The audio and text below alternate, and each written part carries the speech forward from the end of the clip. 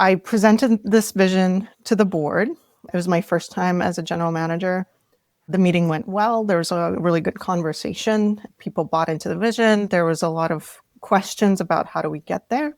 And then after the board meeting, I had a one-on-one with our CEO, Sarah Fryer. And I asked her, how did the board meeting go? And she's like, you know what? I think you had a really good vision, a really good strategy. If we can realize this for the company, I think it'll be a really good value add. However, some of the questions I'm getting from the board is like, are you the person to do this job?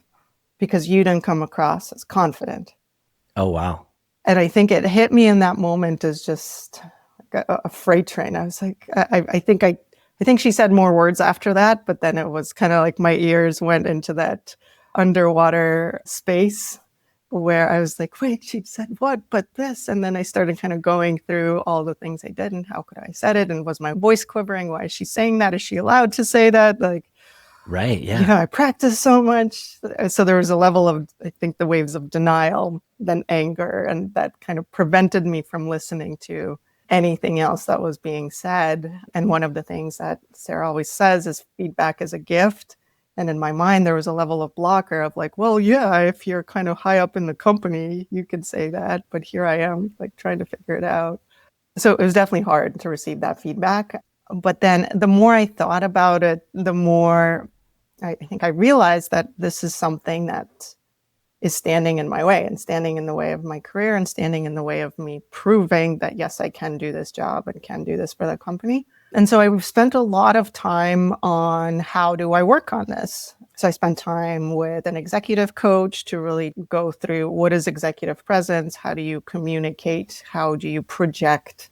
How do you modulate your voice? How do you communicate?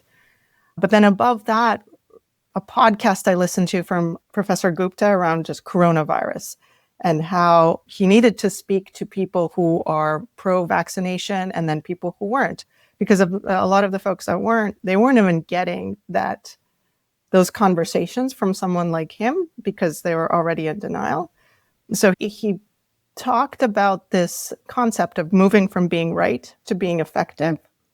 And so that's something I've been working throughout my career of like, you can have the best strategy, you can create the best products, but if you don't have buy-in, if you don't formulate things in a way that the CFO will connect with, the board member will connect with, you're going to be, the worst thing that will happen is you'll be classified as junior and become this like persona non grata that everyone gives little projects to.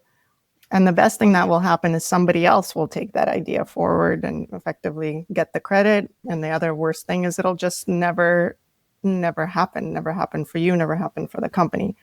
So there's this work beyond either great ideas or even that is required to be an effective leader. I love the phrase that you just used. I just wrote it down because I thought it was so good, where you said, I needed to make this shift from being right to being effective. And I'm smiling as you say that because I think when you're a junior mid-level employee, that's your whole focus is how do I figure out if I'm right or not? I'm going to try to be the smartest person in the room. I'm going to share the answer as quickly as I can come up with it. I'm going to, whatever that is, right? That manifests in different ways for different people. But then figuring out how to be effective, which is how do I translate the things that I believe to be right in ways that encourage other people to maybe also think that I'm right or allow them to buy into the thing that is mine or maybe resource it or help me problem solve it. That is a totally different skill set. And it's a transition that most people don't understand they need to make. Mm-hmm. So I want to go back. So you started working with this coach. Whose idea was that? Maybe first of all, was that your idea? Did it come from the meeting or did your CEO say, hey, there's a resource that could help you with this. Here's what it could look like. It was my CEO who's like, hey, I have a person I worked with before, go talk to them. So that was really great. And something that I've learned to do as a manager is really provide those tools. Like sometimes, frequently, actually, I'm not the person. So is there mentors or a coach? Is there somebody who can convey things in a different way? Even if the person is resistant, I'm like, I don't need help. Right, I can be confident, whatever that means. Well, I feel like there's a stigma when you're an A player that's like, I can't have help. I've always done it on my own. Like there's like this funny thing that you feel, which is like, I identify as someone who's different than everybody else. I don't need help. I'll figure it out myself. I figured all these other things out. I can figure this out. Exactly. And like, that's such a silly perspective. I've had that myself in moments in my past. So there's a little bit of like, you kind of have to rejigger somebody's brain just a little bit sometimes. Yeah. And it's definitely been difficult for me to ask for help or admit that I even have a problem. So yeah.